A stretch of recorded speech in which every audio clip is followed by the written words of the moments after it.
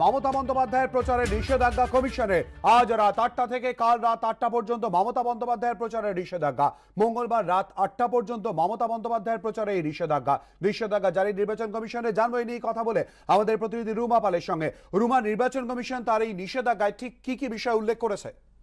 দেখো, 24 ঘন্টার জন্য মমতা বন্দ্যোপাধ্যায়ের প্রচারে নিষেধাজ্ঞা জারি করলো নির্বাচন কমিশন এবং 7ই এপ্রিল এবং 8ই এপ্রিল নির্বাচন কমিশন দুটি আলাদা করে চিঠি দেয়, যেখানে বক্তব্য ছিল নির্বাচন কমিশনের যে ধর্মীয় যেখানে মমতা বন্দ্যোপাধ্যায় বলেছিলেন যে মুসলিম ভোট যাতে ভাগাভাগি না হয়ে যায়, এই প্রতিউত্তর তারা চেয়েছিলেন। তার রিপ্লাইতে কি তিনি জবাব দেন, সেক্ষেত্রে তিনি বলেছেন কোনো ধর্মীয় ভাবাবেগকে তিনি আঘাত করেননি এবং তার বক্তব্য তিনি বলেছেন।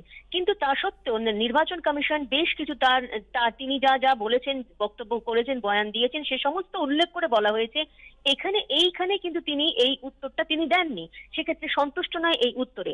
অন্যদিকে দেখা যাচ্ছে যে কেন্দ্রীয় বাহিনীকে যে ঘেরাও করার কথা বলেছিলেন, মহিলাদের বলেছিলেন যে যদি কেন্দ্রীয় বাহিনী কোথাও কোনো ব্যাঘাত সৃষ্টি করে সেখানে কিন্তু ঘেরাও করার কথা বলেছিলেন। এই ঘেরাও শব্দটার মধ্যেও কিন্তু আইন শৃঙ্খলা অবনতি হতে পারতো এমনটা মনে করছে নির্বাচন কমিশন।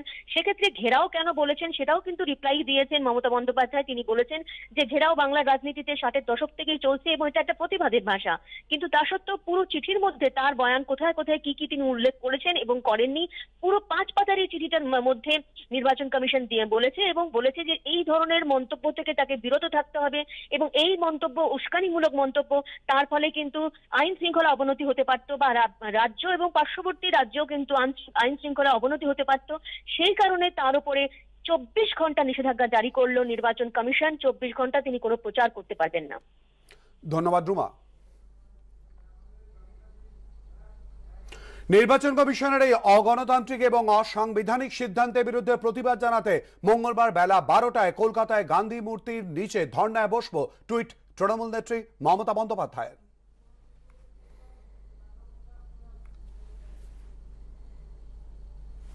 প্ররোচনামূলক মন্তব্য করছেন বিজেপি নেতারা, তাদের বিরুদ্ধে ব্যবস্থা নয় কেন, প্রশ্ন তুললেন কুণাল ঘোষ। এটা বিজেপির শাখা সংগঠন নির্বাচন কমিশন, তারা স্বেচ্ছাচারী হিটলারি কায়দায় ভোট করতে চাইছে, যেখানে নির্বাচন কমিশন এবং কেন্দ্রীয় বাহিনী তারা বুলেটের ডগায় মানুষকে আতঙ্কিত করতে চাইছে।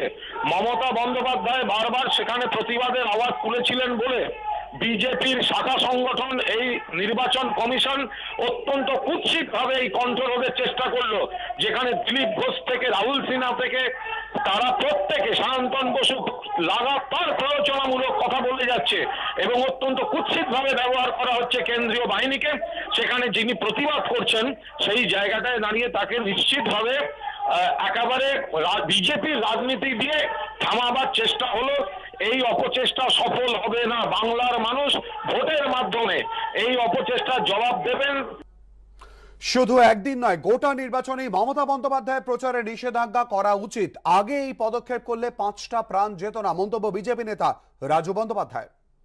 আমরা তো এই মমতা ব্যানার্জির এই সিদ্ধান্ত যে নিয়েছেন যে 8টা থেকে 8টা তিনি কোনো জায়গায় কোনো কিছু বক্তব্য রাখতে পারবেন না, আমরা স্বাগত জানাচ্ছি। শুধু এটাই না, উনি যাতে সারা নির্বাচনে না কথা বলতে পারে সেই ব্যবস্থাও করা উচিত। কত মাইল কোয়েল যে খালি করে দেবেন উনি, কারণ নির্বাচনে তিনি হেরে গেছেন আর হারার পর তিনি অশান্তি সৃষ্টি করছেন পুরোপুরি ষড়যন্ত্র করে। তিনি প্ল্যান ওয়াইজ, এটা একদম পুরো প্ল্যান করে এই ঘটনা ঘটাচ্ছেন যাতে বাংলাকে অশান্ত করা যায় নির্বাচনের সময়। একবারও তিনি শান্তিতে নির্বাচন হোক বলেছেন? একদিনও বলেননি। সুতরাং মমতা ব্যানার্জি চাইছে, তিনি হেরে গেছেন, বাংলা মায়ের কোল খালি হলে হোক, তার গদি ধরে রাখার জন্য তিনি কত নিচে নামতে পারেন শীতলকুচি তার জ্বলন্ত উদাহরণ। কেন্দ্রীয় বাহিনীকে ঘেরাও করা নিয়ে প্রচার সভায় ঠিক কি বলেছিলেন মমতা বন্দ্যোপাধ্যায়, শুনবো। সিআরপিএফ যদি গন্ডগোল করে, আমি আপনাদের মেয়েদের বলে দিচ্ছি, আপনারা ওদের ঘেরাও করে রাখবেন, একদল আর একদল ভোট দিতে যাবেন। একদল ঘেরাও করবেন, একদল ভোট দিতে যাবেন। একদল ঘেরাও করবেন, একদল ভোট দিতে যাবেন। ভোট নষ্ট করবেন না। আপনি যদি শুধু ঘেরাও করে রাখেন তাহলে ভাববেন ভালোই তো, ভোটটা তো পড়লো না। ওর এটাই কিন্তু চাল, এটাই বিজেপির চাল। আর আপনার চাল হচ্ছে, আপনি যেমন গ্রামে আপনাকে ভয় দেখালে আপনি ভয় পাবেন না, তেমনি ওকে দাঁড়িয়ে কথা বলবেন মানে ঘেরাও ওইভাবেও করতে হবে না, কথা বলবেন, দেখে নেবেন পরিস্থিতি অনুযায়ী। কিন্তু ভোটটা কিন্তু সবাইকে দিতে হবে। 5 জন কথা বলবেন, 5 জন ভোট দিতে যাবেন। সংখ্যালঘু ভোট ভাঙ নিয়ে মমতা বন্দ্যোপাধ্যায় কোন মন্তব্যে নোটিশ পাঠিয়েছিল নির্বাচন কমিশন, শুনবো। ভাই সংখ্যালঘু ভাই বোন, আপনাদের কাছে হাত জোর করে একটা কথা বলবো, ওই শয়তান ছেলেটা যেটা বেরিয়েছে বিজেপির টাকা নিয়ে, ওইটার কথা শুনে সংখ্যালঘু ভোট ভাগ করেন না। ও অনেক সাম্প্রদায়িক কথা বলে, ও হিন্দু মুসলমানের মধ্যে লাগায়, ও বিজেপির আর একটা সাকরেদ, একেবারে বিজেপির কমরেড। বিজেপি কমরেড সিপিএম আর বিজেপিকে মিলে বিজেপির টাকা নিয়ে বেরিয়েছে যাতে সংখ্যালঘু ভোটটা ভাগ হয়ে যায়। প্লিজ দয়া করে করতে দেবেন না, তাহলে কিন্তু মনে রাখবেন বিজেপি আসলে কিন্তু সমূহ বিপদ সবচেয়ে বেশি, আপনাদের এটা মাথায় রাখবেন।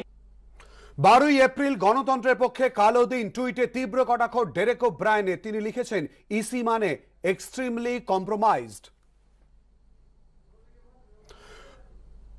অন্যদিকে ফিরাদ হাকিম তিনি বলেন, গণতন্ত্রের পক্ষে কালো দিন।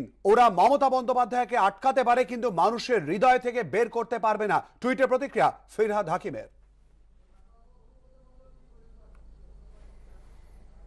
কমিশন অন্ধ ধৃতরাষ্ট্রের মতো আচরণ করছে। দিলীপ ঘোষ, রাহুল সিনহাদের বিরুদ্ধে কেন পদক্ষেপ করছে না কমিশন, প্রশ্ন অনুব্রত মণ্ডলের। এই বললাম না, অন্ধ ধৃতরাষ্ট্র ইলেকশন কমিশন যে বলছে যে মমতা ব্যানার্জি ঘেরাওয়ের জন্য মারা গেছে 4 জন। তোমার ও কি বলছে, দিলীপ ঘোষ যে এখনকার দলের প্রেসিডেন্ট, শীতলকে যেতে আরও মার্ডার হওয়া উচিত ছিল, সব জায়গায় এরকম হবে। রাহুল সিনহা কি বলেছে, 4টে মরেছে, 8টা মারা হয়েছে, ওখানে ধৃতরাষ্ট্র দেখতে পাচ্ছে না। আর মমতা ব্যানার্জিকে বলে দিল যে 24 ঘন্টা প্রচার বন্ধ। কি চমৎকার, যা বলছে তাই করছেন। আমরা ভারতবর্ষে দেখি নাই এরকম ইলেকশন কমিশনার। আমি বহু ইলেকশন করলাম, আমি জীবনে দেখি নাই একতরফা বিজেপির কাজ করা। মমতা বন্দ্যোপাধ্যায় উস্কানি দিচ্ছেন এটা ঠিক, কিন্তু তার চেয়েও বেশি উস্কানি দিচ্ছেন দিলীপ ঘোষ, রাহুল সিনহারা। তাদের বিরুদ্ধে ব্যবস্থা নেই কমিশন, মন্তব্য সুজন চক্রবর্তীর। এটা যথার্থ হতে পারে, অবশ্যই যথার্থ হতে পারে, বেঠিক নাও হতে পারে। আমি বেঠিক বলে মনে করি না, কারণ উনি ভয়ঙ্কর প্ররোচনা দিচ্ছেন, কোনো সন্দেহ নেই। কিন্তু একই সাথে আমার কথা হচ্ছে, তার চাইতে ভয়ঙ্কর প্ররোচনা দিচ্ছে তো দিলীপ ঘোষ, যিনি বলছেন যে পরপর শীতলকুচি হবে, কিংবা সায়ন্তন বসু যে খেলা হবে শীতলকুচি স্টাইলে, কিংবা রাহুল সিনহা যিনি 4 জনে খুশি হননি, 8 জনকে কেন গুলি করা হয়নি, বুক লক্ষ্য করে কেন গুলি করা হয়নি, এই প্ররোচনা যারা দিচ্ছেন তাদের ক্ষেত্রেও কি নির্বাচন কমিশন একই রকমের মনোভাব দিচ্ছে? শুধু মমতা ব্যানার্জি নয়, দিলীপ ঘোষ, রাহুল সিনহা, সায়ন্তন বসু, এদেরকেও নির্বাচন প্রচার থেকে বিরত করতে হবে। আমার দাবি সেটাই, এটা নির্বাচন কমিশন করুক। কোচবিহারের শীতলকুচিতে কেন্দ্রীয় বাহিনী গুলিতে 4 জনের মৃত্যুর ঘটনাতেও ঢুকে পড়ল সম্প্রদায়ের রাজনীতি। সোমবার রাজ্যে এসে অমিত শাহ অভিযোগ করেন, মমতা বন্দ্যোপাধ্যায় 4 জনের মৃত্যু নিয়ে সরব হলেও রাজবংশী যুবকের মৃত্যু নিয়ে তিনি নীরব। পাল্টা জবাব দিতে গিয়ে মমতা বন্দ্যোপাধ্যায় বলেন, রাজবংশী মানুষজন আমার পরিবার, তারা জানে আমি কি করেছে। কোচবিহারে যে 5 জনের মৃত্যু হয়েছে তার মধ্যে 4 জন সংখ্যালঘু সম্প্রদায়ের, 1 জন রাজবংশী পরিবারের। বিজেপির দাবি, তৃণমূলের উদ্বেগ শুধুমাত্র মৃত সংখ্যালঘুদের জন্য। আর এই প্রসঙ্গে বিজেপির বিরুদ্ধে চাঞ্চল্যকর অভিযোগ তুললেন মমতা বন্দ্যোপাধ্যায়। গুলি চালিয়ে বুক ঝাঁঝরা করেছে, তারপরে ক্লিন চিট দিচ্ছে। আরে হ্যাঁ, সকালবেলায় রাজবংশী যে ভাইটি আমার মারা গেছে, বিজেপি তুমি নিজের কর্মীকে নিজে হত্যা করেছো, তোমার লজ্জা নেই? আমি তো কন্ডেম করি, তাকে আমিও সাহায্য করব। তোমার কর্মীটিও রাজবংশী আমি মনে করি, আমার ভাই, আমরা এরকম করি না? তোমাদের লজ্জা করে না? তোমরা ভোট পাওয়ার জন্য হিন্দুকে মুসলমানের বিরুদ্ধে লাগিয়ে দাও।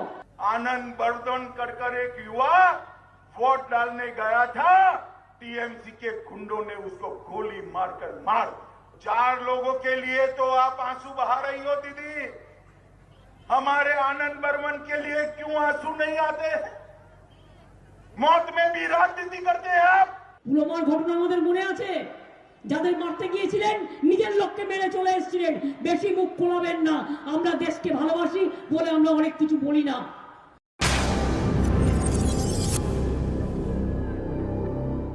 অমিত শাহর পদত্যাগ চাই, তার কারণ এই গুলি চালানোর জন্য উনি দায়ী।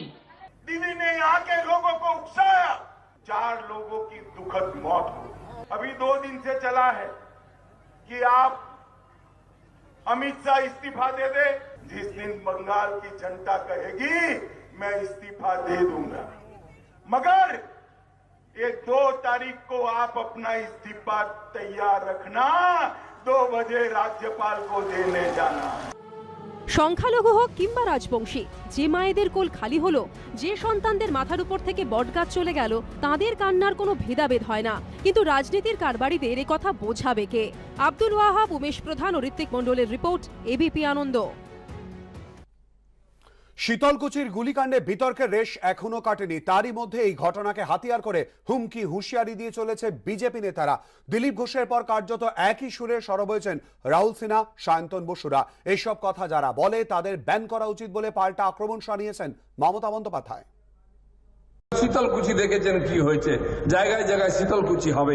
সিআরপিএফ যে গুলি চালিয়েছে 4 জন মারা গেছে, 8 জন মারা গেলেও কোনো চিন্তার কোনো কারণ ছিল না। মেরে দেওয়ার পরে বলছে 4 জনের জায়গায় 8 জনকে গুলি করা উচিত ছিল।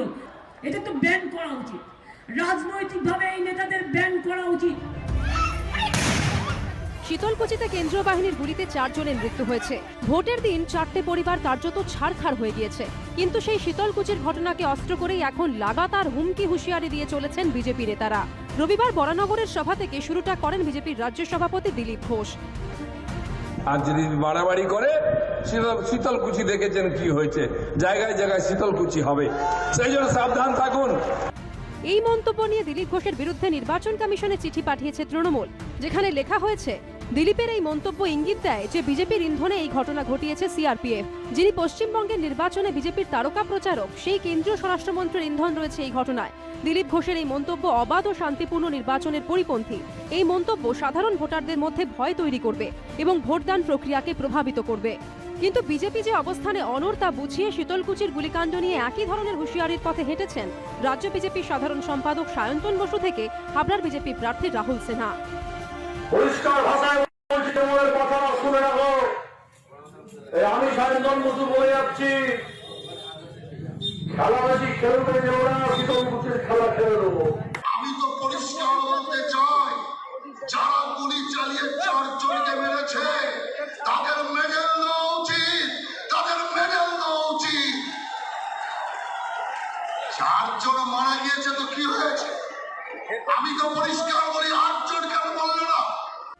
এই মন্তব্যকে হাতিয়ার করে বিজেপির বিরুদ্ধে পাল্টা সরব হয়েছেন মমতা বন্দ্যোপাধ্যায়। মেরে দেওয়ার পরে বলছে 4 জনের জায়গায় 8 জনকে গুলি করা উচিত ছিল। সবাইকে গুলি করিয়ে দাও, বুকে গুলি চালিয়ে দাও। একটা পলিটিক্যাল পার্টি বলছে গুলি চালিয়ে দাও, বুক থেকে গুলি চালিয়ে দাও, আরো গুলি চালিয়ে দাও। এটা তো ব্যান করা উচিত, রাজনৈতিকভাবে এই নেতাদের ব্যান করা উচিত। সায়ন্তন বসু 4 মাস আগে সভা করে কি বলেছিল শুনেছিলেন? বলেছিল সিআরপিএফ কে বলবো গুলিটা বুকে চালান। শুনেছিলেন সে বক্তব্য? 6 মাস আগে বলেছিল, আর 6 মাস পরে সেই সিআরপিএফ ঠিক বুক লক্ষ্য করে গুলি চালালো, পা লক্ষ্য করে নয়। বিজেপি নেতাদের এ ধরনের মন্তব্য নিয়ে নির্বাচন কমিশনের দ্বারস্থ হয়েছে বামেরাও। যেভাবে প্রভোকেটিভ স্পিচ হচ্ছে, আরো অনেক শীতলকুচি হবে এ কথা বলছে যারা, তারা পার পেয়ে যাবে। তাহলে নির্বাচন কমিশনের ইম্পার্শিয়ালিটি তো কোশ্চেন হয়ে যাবে। তারা বলেছেন যে বাধ্য হয়েছিল, কারণ আর্মস কেড়ে নেবে নির্বাচন কমিশন অব ইন্ডিয়া, দিল্লি থেকে কথা বলেছেন। Based on what report? Based on the SP and DM report. SP এবং ডিএম রিপোর্টে কোনো পরিষ্কার নয়। শীতলকুচিতে কেন্দ্রীয় বাহিনী কেন গুলি চালালো তা নিয়ে তরজার আবহেই এই বিতর্কে নতুন মাত্রা যোগ করেছে বিজেপি নেতাদের মন্তব্য। অন্যদিকে এই প্রেক্ষাপটে শীতলকুচি কাণ্ডে কলকাতা হাইকোর্টে 2টি জনস্বার্থ মামলা দায়ের হয়েছে। কিভাবে গুলি চলল তার তদন্ত দাবি করে জনস্বার্থ মামলা করেছেন আমিনুদ্দিন খান নামে এক আইনজীবী। মৃতের পরিবারকে ক্ষতিপূরণ দেওয়ার দাবিতে দ্বিতীয় মামলাটি করেছে শিক্ষক ঐক্যমুক্ত মঞ্চ। সমীরণ পাল, সৌভিক মজুমদার ও রুমা পালের রিপোর্ট, এবিপি আনন্দ। ভোটের বাংলায় ভয়াবহ চেহারা নিচ্ছে করোনা। রাজ্যে একদিনে করোনা আক্রান্ত 4511 জন। রাজ্যে 24 ঘন্টায় করোনা সংক্রমিত হয়ে মৃত 14 জন। রাজ্যে একদিনে সুস্থ 1947 জন। সুস্থতার হার 94.04%। কলকাতায় একদিনে আক্রান্ত 1115 জন, মৃত 4। উত্তর 24 পরগনা একদিনে আক্রান্ত 1087 জন, মৃত 3। দেশের রেকর্ড ভেঙে রেকর্ড গড়ছে করোনা। একদিনে আক্রান্ত 1,69,000 জন, মৃত্যু হয়েছে 904 জনের। গত অক্টোবরের পর ফের সর্বাধিক দৈনিক মৃত্যু। এই পরিস্থিতিতে রাশিয়ার ভ্যাকসিন স্পুটনিক ভি-কে অনুমোদন দিল কেন্দ্রের বিশেষজ্ঞ কমিটি। নরেন্দ্র মোদী ভ্যাকসিন উৎসবের ডাক দিয়েছেন, কিন্তু বিভিন্ন রাজ্যে সেই ভ্যাকসিন নিয়েই এখন টানাটানি। অভিযোগ উঠেছে ভ্যাকসিনের আকালের, আর সেই সঙ্গে অতীতের সব রেকর্ড ভেঙে ভারতে করোনা এখন বেলাগাম। প্রতিদিন রেকর্ড, রাজনৈতিক সভা সমিতি উত্তেজনা তুঙ্গে। সেই সঙ্গে হাসপাতালে হাসপাতালে করোনা রোগীর সংখ্যাও উপচে পড়তে শুরু করেছে। নেতা নেত্রীরা যখন ভোট চাইতে ব্যস্ত, তখন গুটি গুটি পায়ে দৈনিক করোনা আক্রান্তের সংখ্যা 2 লক্ষের দিকে এগোচ্ছে। গত 24 ঘন্টায় ভারতে 1,69,000 জন করোনা আক্রান্ত হয়েছেন। বিশ্বের মধ্যে শীর্ষে ভারত। দেশে এই প্রথম সক্রিয় রোগীর সংখ্যা 12 লক্ষ ছাড়ালো। করোনার প্রথম পর্বে পরিস্থিতি এত ভয়ঙ্কর ছিল না। গত 24 ঘন্টায় ভারতে করোনায় মৃত্যু হয়েছে 904 জনের। গত বছর অক্টোবরের প্রথম সপ্তাহের পর ফের এত জনের মৃত্যু হলো একদিনে। নেতা নেত্রীরা যখন মসনদ দখল কিংবা মসনদ ধরে রাখার লড়াইয়ে ব্যস্ত, হেলিকপ্টারে এ প্রান্ত থেকে ও প্রান্ত চষে বেড়াতে ব্যস্ত, তখন করোনার কাঁপুনিতে ভারতের সাধারণ মানুষের এখন ত্রাহি ত্রাহি রব। প্রধানমন্ত্রীর ডাকে ভ্যাকসিন উৎসব চললেও বহু রাজ্য সরকারেরই অভিযোগ তাদের হাতে 2 কিংবা 5 দিনের বেশি দেবার মতো ভ্যাকসিন নেই। বহু ভ্যাকসিন সেন্টার বন্ধ হয়ে গেছে। কেন্দ্র ভ্যাকসিনের অভাবের অভিযোগ খারিজ করে দিলেও পরিস্থিতি যে ভয়ঙ্কর তা স্পষ্ট। এই পরিস্থিতিতে তৃতীয় ভ্যাকসিনকে ছাড়পত্র দিল বিশেষজ্ঞ কমিটি। রাশিয়া স্পুটনিক ভি-কে অনুমোদন দেওয়া হলো। এই মুহূর্তে ভারতে অক্সফোর্ডের কোভিশিল্ড ও ভারত বায়োটেকের কোভ্যাক্সিন দেওয়া হচ্ছে, কিন্তু করোনা সুনামির জেরে ভ্যাকসিনের ব্যাপক ঘাটতি হবার আশঙ্কা করা হচ্ছে। এই প্রেক্ষিতে রুশ ভ্যাকসিনকে অনুমোদন উল্লেখযোগ্য বলে মনে করা হচ্ছে। এবার drug controller general of India এই ভ্যাকসিনকে ছাড়পত্র দেয় কিনা সেদিকেই সবার নজর। এবিপি আনন্দ।